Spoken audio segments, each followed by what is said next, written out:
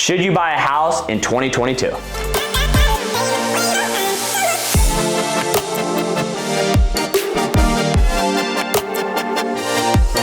What's going on, Adam Schwartz, top real estate. On today's video, we're gonna talk about the one thing everyone always asks me, should I buy a house in 2022? With everything going on, with rates going up, inflation, home prices out of control, inventory super low, how could anyone even wanna buy a house this year? But let's talk about why you should and should not buy a house. I'm not like every other agent who just says buy, or sell because that makes me money. I actually like telling people the truth and what I think is best for them, and let's break down the numbers and not just go off emotion. So obviously, let's first talk about inflation. You know, rates, or it showed out that 7% inflation that we saw last year. We saw house prices go up roughly 19%. That's insane. So now what does the Fed do? They're gonna announce, raising rates. And raising rates are actually a good thing. I know buyers don't think that, but if you look at the numbers, when rates are higher and home prices are lower, you get your down payment in, which is lower, and two, your monthly payment is actually going to be lower if houses go down. Do we see the prices still going up this year? Yes, we do. Not like 90% last year. We're probably going to see around 5 to 8% just because inventory is so low. So when we talk about inflation and what it is, home pricing and homes and the asset has always outlasted inflation. So a chart that we're going to put up is from 1970s to nowadays.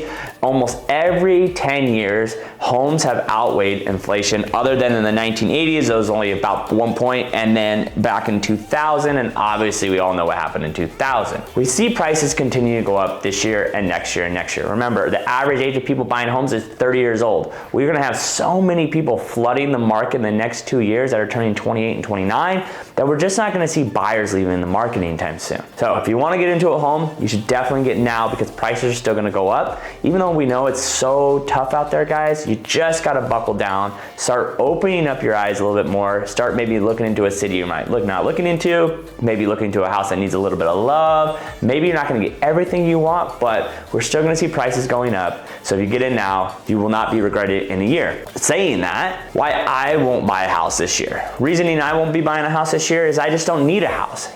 That's the one thing that does suck as a homeowner or a renter, is that I know rents are going up. Great. And I know that it sucks that my rent's gone up $200 a month every single month for next year. And that's what all realtors and economists and everyone are gonna say, rent's uncontrollable. When you buy a house, you have a locked in mortgage, you know what your monthly payment's gonna be every month. That's true. But right now, buying a house doesn't solve a problem for me, and I can handle the rents going up. So if you're someone who is on a fixed income, then yes, you need to get into a home as soon as possible because rents are still gonna go up. Rents do outweigh inflation too, so rents are even higher than inflation goes every single year. So rents are outpacing inflation. Homes outpace inflation. So which one do you rather do? Be in a home or renting? Either one, you're spending money. Just remember, guys, we buy and sell homes to solve problems. And so if you buying a home is gonna solve you a problem because you cannot handle the increase in rents and you don't know what's gonna happen and you're waiting for that bottom market to crash out, we're just not gonna see it. Inventory is so low. Too many people have way too much equity in their properties.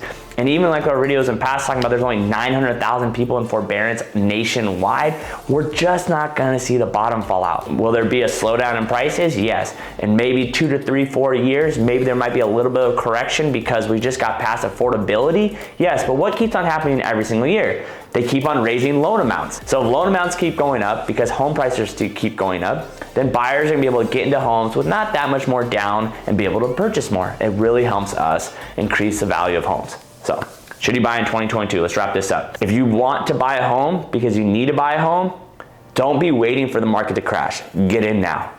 But if buying a home doesn't solve any of the problems that you have in your life, like me being a single guy only needing 1-bedroom apartment, living 3 blocks from my office and not have to drive to work every single day, then don't buy a house. And then you're just gonna have to be realizing if you buy a house next year or the year after that, price is gonna be a little bit higher. Rates are gonna be a little bit higher, but we're still at all-time lows on rates. And hopefully moving forward, after coronavirus kind of cools down, hopefully, and the world opens back up and rates are not as high so people can't just refi, pull out equity and fix their homes. They'll actually have to sell and go find a new home.